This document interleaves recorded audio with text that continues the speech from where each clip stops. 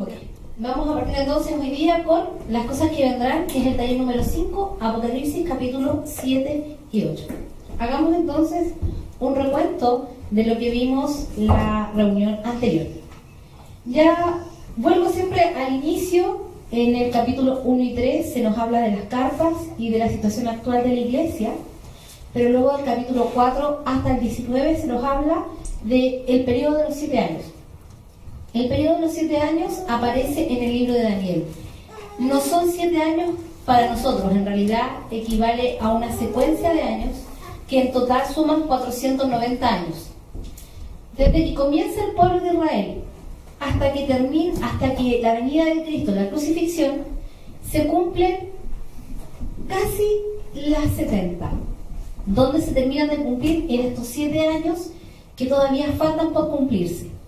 Recuerden que Apocalipsis es un libro netamente profético, por lo tanto, muchas de las cosas que vamos a hacer es interpretarlas a la luz de la palabra, pero no sabemos en realidad si van a ser así o no.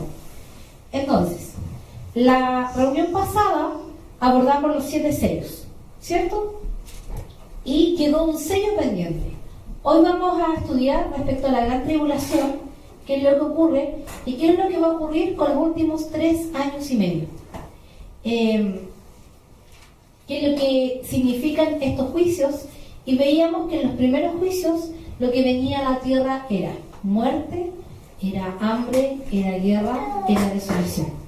Eran los primeros juicios que iban a ser menos terribles en relación a los siguientes juicios que se iban a desatar.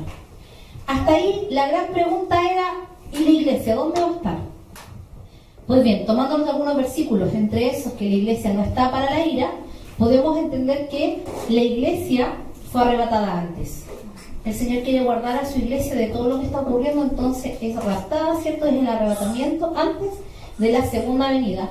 Recordar que la segunda venida y el arrebatamiento son 2 eventos diferentes, por lo tanto asumimos que la iglesia está en el cielo con el Señor, en la tierra está el proceso de desolación y el pueblo judío está a la espera del Mesías. Esos son los 3 escenarios. Vamos entonces con el siguiente capítulo. Si veíamos la reunión pasada, vimos que se rompieron 6 de los 7 sellos. Pero al romperse el número 7, algo ocurre. Algunos consideran el capítulo 7 como un paréntesis, porque aparece algo diferente a lo que se nos estaba narrando. Pero si observamos, en realidad nos vamos a dar cuenta de un proceso completo. El capítulo 7 de Apocalipsis representa una respuesta a lo planteado en Apocalipsis 6, 17.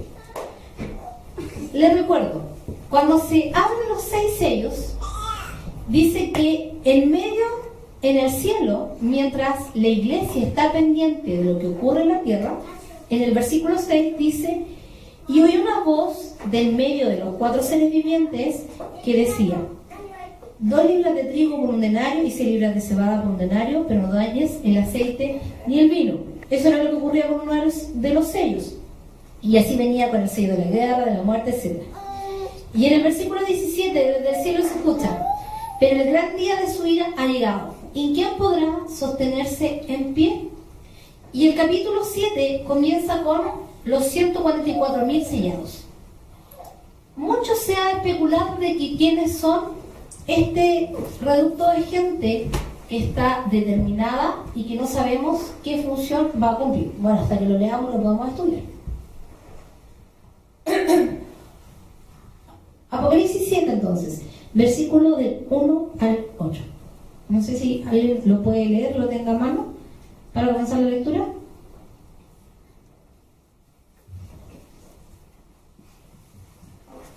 Apocalipsis 7 entonces, del versículo 1 al versículo 8.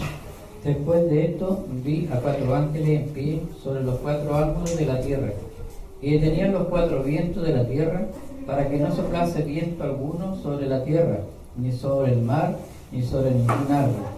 Vi también a otro ángel que subía donde sale el sol y tenía el sello de Dios.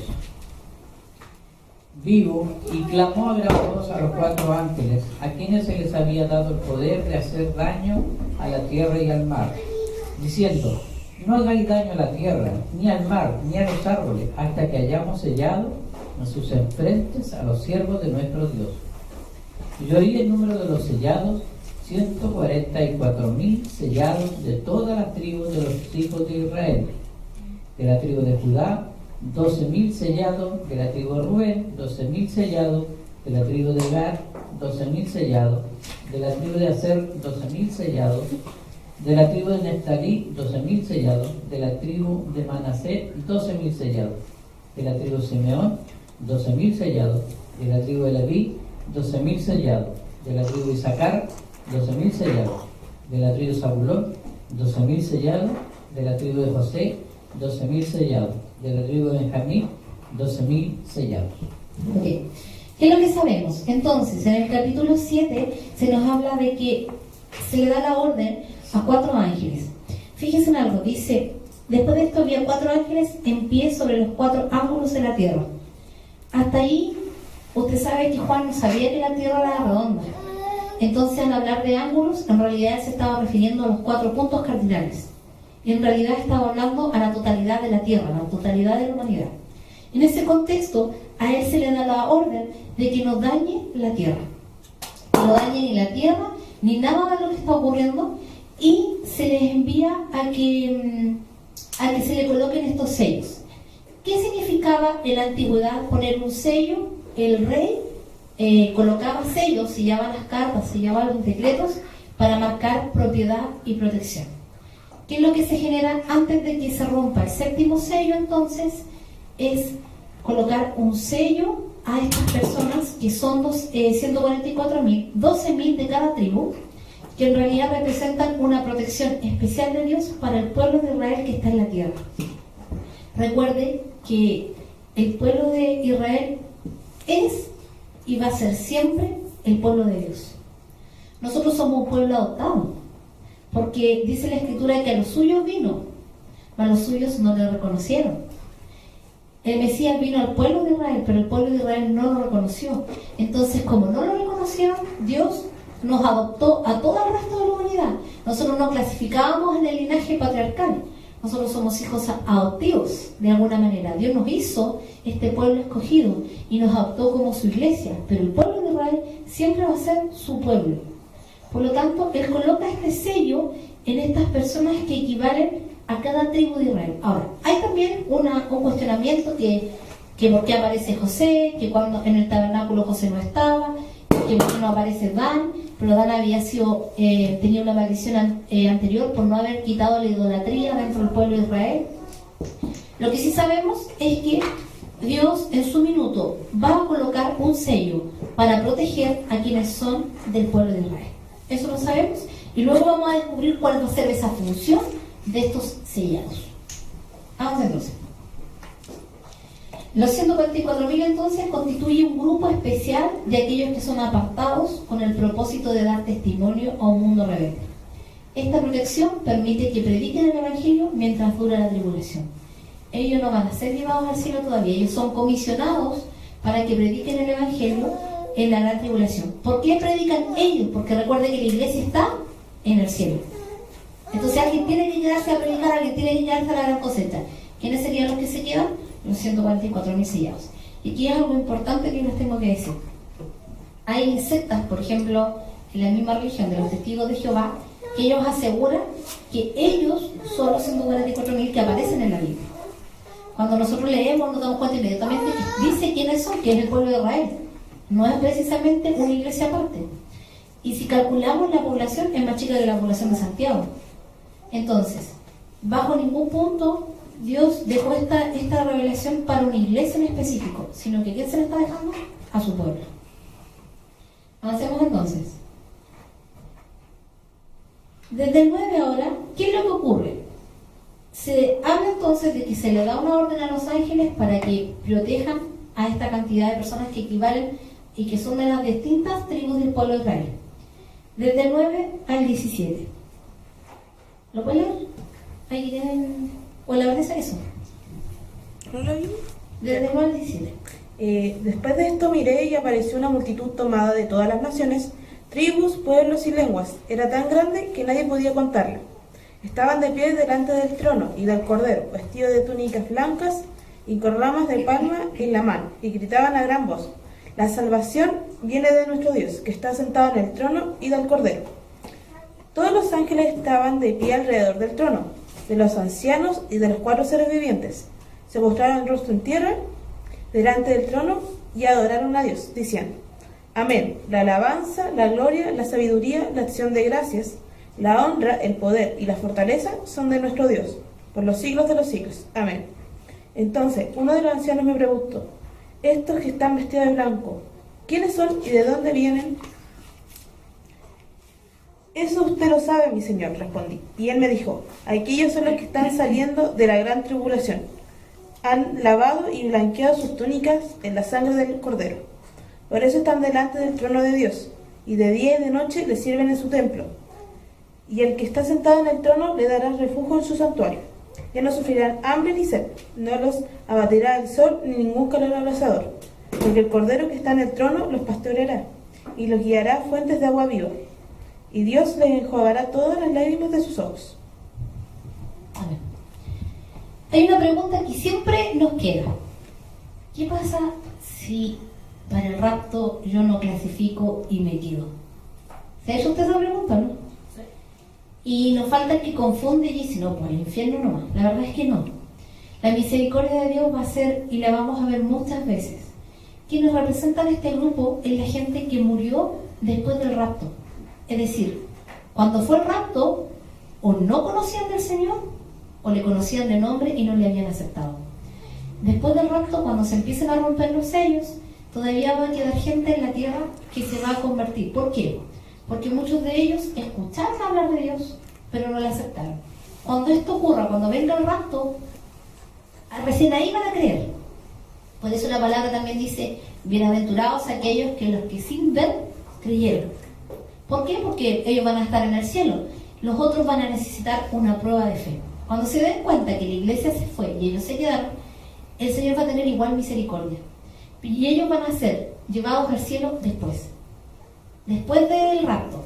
En el proceso de gran tribulación, cuando ya se soltaron 6 sellos, viene esta multitud. Y fíjense que dice que eran muchos. Nadie los podía contar. No es como los otros que hicieran contado, que eran 144.000 y se sabía cuántos eran y de qué tribu. Aquí es una multitud que nadie puede contar. Son de todas las naciones, tribus, pueblos y lenguas. Y todos ellos tienen palmas en sus manos. Que tengan palmas en sus manos significan que han vencido. Entonces, Juan describe una escena en el cielo de una gran multitud de personas de todas las naciones que fueron salvadas por la fe en Cristo. Estarán con Dios, libres de pena y angustia. Ellos van a ser consolados cuando estén ahí. Los santos de la tribulación son cristianos que no se fueron en el rapto de la iglesia, porque al momento del rapto no formaban parte de la iglesia, ya sea porque no estaban 100% convertidos o porque directamente eran incrédulos, pero que luego del rapto, y probablemente a causa del rapto, se terminaron de convertir o directamente se convierten y son martirizados, aunque no todos por su fe. Hay muchos que van a ser perseguidos en ese tiempo. Por eso también la Escritura hace énfasis de que delante de Dios no van a sufrir hambre ni sed y van a ser consolados, porque seguramente lo que vivieron en la tierra fue terrible. Por eso van a ser consolados en la presencia y ellos van a estar destinados para alabar a Dios en el cielo. Ojo, van a estar destinados para alabar a Dios, pero no van a tener el rol que la iglesia sí tiene, que es la de reinar y juzgar juntamente con Él. Es decir, van a tener una función inferior. Por dar un ejemplo, una función diferente, porque la iglesia sigue teniendo el privilegio de ser la que es llamada para reinar y gobernar. La gran multitud. Juan es el discípulo más cercanamente asociado con la iglesia y él no nos reconoce. Juan, si hubiese sabido que los que estaban ahí era la iglesia, hubiésemos entendido que la iglesia pasaba el rapto, pero Juan no los reconoce. Por eso él pregunta: ¿quiénes son? Porque no estaban antes del rapto. Su arribo al cielo se presenta 3 capítulos después del rapto y su destino es el de ser servidores en el templo y no corregentes, gobernadores juntamente con Cristo, como reyes y sacerdotes, que es el destino de la iglesia del universo. ¿Cuál es la función nuestra? Reinar juntamente con Cristo. A eso somos llamados como iglesia. Hacemos. Entonces, ¿qué ganancia tiene el ser iglesia? Vamos a ver unos versículos. Efesios 2, versículos 6 y 10 y Juan 20, 29.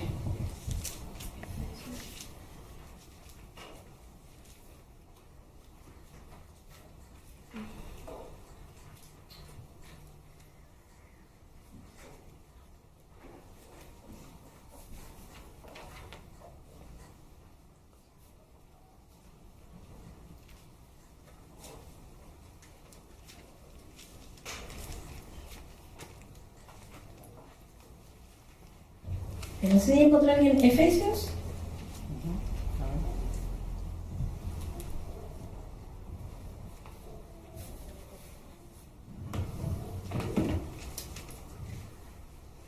Y juntamente con él nos resucitó y asimismo nos hizo sentar en los lugares celestiales con Cristo Jesús, para mostrar de los siglos venideros la abundancia, riqueza de su gracia en su bondad para con nosotros en Cristo Jesús. Porque por gracia sois salvos por medio de la fe, y esto no de vosotros, pues es don de Dios, no por obra, para que nadie se gloríe, porque somos hechura suya, creados en Cristo Jesús para buenas obras, las cuales Dios preparó de antemano para que anduviésemos en ellas. Y en Juan 20, 29 dice, Jesús les dijo: porque me has visto, Tomás, creíste, bienaventurados los que no vieron y creyeron. ¿Qué necesito para ser iglesia? ¿Hay algo que yo deba hacer? Hay algo importante: la salvación es por gracia. Es decir, no hay algo que yo pueda provocar para que Dios me salve. La salvación es un regalo. Y un regalo usted lo acepta o lo rechaza. Por lo tanto, la salvación está disponible para todo aquel. Y el Señor lo único que nos pide para estar delante de su presencia es que le hayamos aceptado como Señor y Salvador. Pero ¿eso qué implica?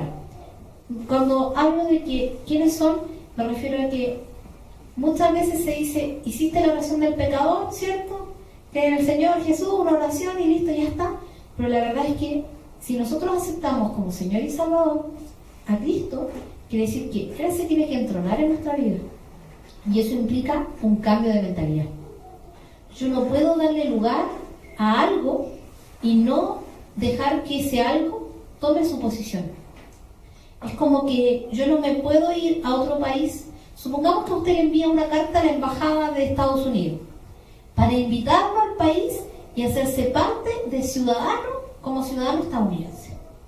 Usted tiene la decisión de aceptarlo o no. Usted le envía los pasajes, le pagan, le dan la casa, le dan todo. Usted simplemente tiene que decir sí o no. Si usted acepta, usted es parte de esa ciudadanía, es decir, está bajo el gobierno de Estados Unidos. Pero si usted rechaza, usted entonces no puede tener esos beneficios. Con el Señor es exactamente lo mismo. Cuando a Él aceptamos como Señor y Salvador, nosotros estamos bajo su dominio, bajo su gobierno.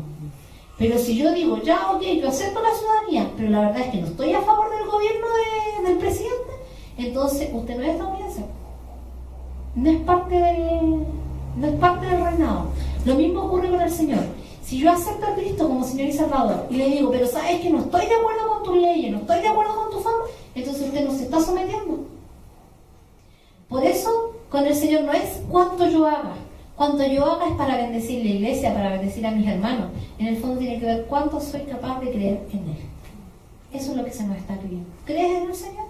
¿Qué dice la Escritura? ¿Crees en el Señor? Serás salvo tú y tu casa. Entonces, además, hay una promesa, hay una herencia. ¿Qué ganancia tenemos por ser iglesia entonces? ¿Cuál es nuestra principal ganancia? Es que somos llamados para reinar juntamente con Él.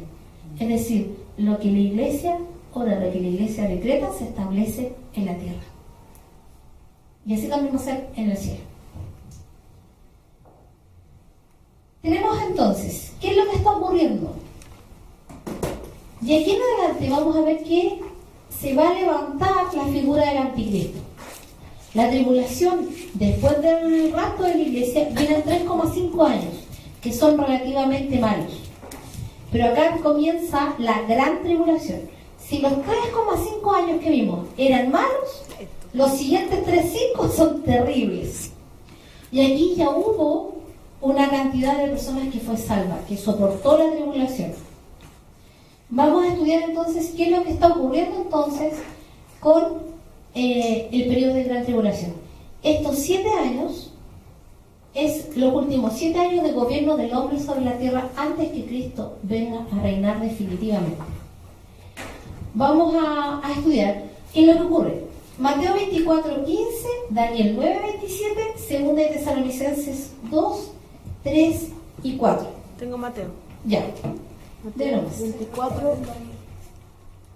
¿Ya alguien que 2 de Tesalonicenses? ¿Leo Mateo por mientras? Sí. Mateo 24:15. Así que cuando vean el lugar santo, el hombre sacrilegio del que habló el profeta Daniel, el que lee y que lo entienda. Eso dice. ¿Ya? El hombre, ahí se está refiriendo a la figura que se va a levantar en ese periodo. Daniel 9:27. ¿Lo encontró? No, todavía lo encontró. Daniel 9:27, ese que lo tiene a mano. Yo lo tengo ahí. ¿Ya? ¿Encontraste? ¿No?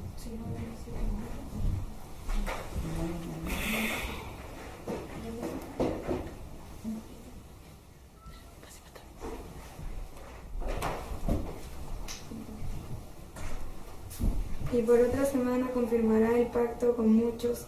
A la mitad de la semana hará cesar al sacrificio y a la ofrenda. Después, con la muchedumbre de las abocinadas, vendrá el desolador, hasta que venga la consumación, y lo que está determinado se derrama sobre el desolador. 2 de Tesalonicenses 2, 3 y 4.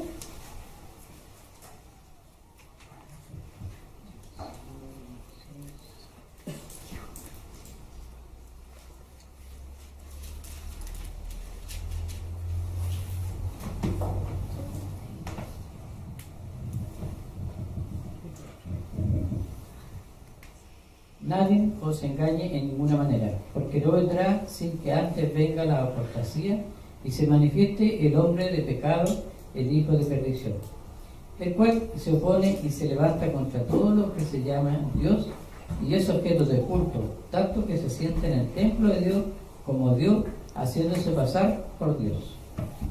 Entonces tenemos 3 versículos claves que nos hablan de una figura que se va a levantar en este tiempo. No sabemos si se va a levantar acá, ya como anticristo, o ese va a ser el escenario para prepararse. ¿Qué es lo que sabemos de la figura del anticristo? Va a ser una figura política muy atractiva. Va a ser un líder que va a captar la atención de todas las naciones, quien va a proponer una sola moneda, eliminar las fronteras entre los países. Va a ser alguien seductor que va a llamar a la paz, va a querer la unificación de las religiones. Ese anticristo va a ser aclamado y adorado por la gente, y va a ser el último elemento que Satanás va a utilizar para engañar. Vamos a avanzar, porque ya vamos a entrar más en detalle. La gran tribulación entonces es un periodo de tiempo de juicio divino sobre el mundo impío que ha rechazado a Cristo, pero es también un tiempo de ira satánica y persecución contra los que reciben a Cristo y a su palabra. Durante ese periodo, muchos santos sufrirán terriblemente, objeto de la ira de Satanás y de la impiedad. El conflicto entre la justicia y la maldad es tan intenso que solo se le puede llamar una gran tribulación. Esta frase en griego literalmente es la tribulación, la grande. En el idioma griego, la repetición del artículo la implica una declaración enfática. Es decir, si los primeros 3,5 años que vimos eran terribles, los siguientes 3,5 van a ser doblemente terribles. Apocalipsis 7:17. ¿Quién lo tiene? Estaba por allá. El 17 dice: porque el Cordero que está en medio del trono los pastoreará y los guiará a fuentes de agua de vida, y Dios se jugará todas las lágrimas de los ojos de ellos. Hay una promesa entonces que se puede decir que es la remoción de cualquier recuerdo que pueda causar sufrimiento, dolor o remordimiento en el cielo. No permanece nada de lo que produce privación, sufrimiento o angustia. Cuando estemos delante de la presencia, todos los recuerdos tristes no van a estar. Solamente los recuerdos agradable, los recuerdos en su presencia. Avanza entonces. Apocalipsis 8, vamos a hacer Apocalipsis 8 entonces. ¿Lo tiene el player o no? Ya. Cuando abrió el séptimo sello, se hizo silencio en el cielo como por media hora. Y vieron 7 ángeles que estaban en pie ante Dios, y se les dieron 7 trompetas. Otro ángel vino entonces y se paró ante el altar con un incensario de oro, y se le dio mucho incienso para que añadirlo a las oraciones de todos los santos sobre el altar de oro que estaban delante del trono. Y de la mano del ángel subió a la presencia de Dios el humo del incienso con las oraciones de los santos. Y el ángel tomó el incensario y lo llenó del fuego del altar y lo arrojó a la tierra, y hubo truenos y voces y relámpagos y un terremoto. Decíamos entonces, se rompieron 6 sellos, queda el séptimo. Antes de abrir el séptimo, después de todo lo que leímos, que vinieron esos ángeles y sellaron al pueblo judío, ¿cierto? A los 144.000. Y luego viene esta multitud, la cual es recibida, ¿cierto? Porque lograron vencer y son los mártires de la tribulación. Algo empieza a acontecer en el cielo. Un silencio como de media hora, un silencio. Imagínense que antes estaba toda la algarabía, ¿cierto?, de todo el pueblo de Dios. Aquí todos guardan silencio. ¿Por qué? Porque los ángeles empiezan a moverse porque llevan incenciarios. ¿Y los incenciarios qué representaban? Las oraciones. Es decir, empieza a levantarse un clamor muy grande de parte de todos los que están ahí, porque saben que algo terrible va a acontecer en la tierra. Sabemos que el tiempo de la misericordia se acabó. La iglesia y los que aceptaron después a Cristo ya están en el cielo. Por lo tanto, ahora empieza el tiempo de juicio. Y el juicio real para los que se negaron hasta el último momento a aceptar a Cristo. ¿Qué es lo que va a ocurrir? Vienen entonces truenos, relámpagos, terremotos. Sigamos entonces. Apocalipsis entonces, desde el versículo 6 hasta el 12. Ya. Las trompetas. Los 7 ángeles que tenían las 7 trompetas se dispusieron a tocarlas. Tocó el primero su trompeta y fueron arrojados sobre la tierra granizo y fuego mezclado con sangre. Y se quemó la tercera parte de la tierra, la tercera parte de los árboles y de toda la hierba verde. Tocó el segundo ángel su trompeta y fue arrojado al mar, algo que parecía una enorme montaña envuelta en llamas. La tercera parte del mar se convirtió en sangre, y murió la tercera parte de las criaturas que viven en el mar. También fue destruida la tercera parte de los barcos. Tocó el tercer ángel su trompeta y una enorme estrella que ardía como una antorcha cayó desde el cielo sobre la tercera parte de los ríos y sobre los manantiales. La estrella se llama amargura. Y la tercera parte de las aguas se volvió amarga. Por causa de esas aguas murió mucha gente. Y tocó el cuarto ángel su trompeta y fue asolada la tercera parte del sol, de la luna, de las estrellas, de modo que se oscureció la tercera parte de ellos. Así quedó sin luz la tercera parte del día y la tercera parte de la noche. El 13. Al 13. Ya.